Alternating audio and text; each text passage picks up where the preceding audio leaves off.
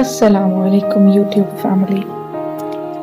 आज की मेरी इस वीडियो का उन्वान है धर्म भ्रष्ट और ये इक़्तिबास है मुमताज मुफ्ती की किताब हिंद यात्रा से।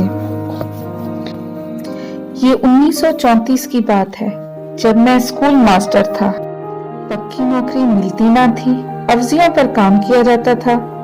इत्तेफाक से धर्मशाला गवर्नमेंट स्कूल का एक मास्टर 6 महीने की छुट्टी पर चला गया और उसकी जगह मेरी तैनाती हो गई। धर्मशाला में पहली मर्तबा मुझे ऐसे इलाके में रहने का मौका मिला जहां हिंदू अक्सरियत में थे।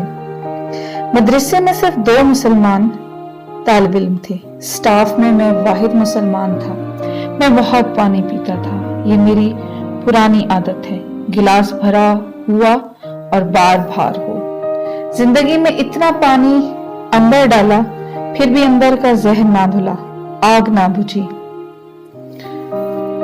एक रोज मुसलमान लड़का गैर हाजिर था। मैंने एक हिंदू लड़के से कहा, मुझे 1 गिलास पानी ला दे। वो सर लटकाकर खड़ा हो गया। मैंने फिर से कहा, वो चुप रहा।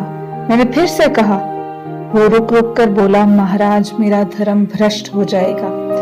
मैंने कहा, बेटा धर्म भ्रष्ट तब होगा जब तू मुसलमान के हाथ का पानी पिएगा। पानी पिलाने से धर्म भ्रष्ट नहीं होता।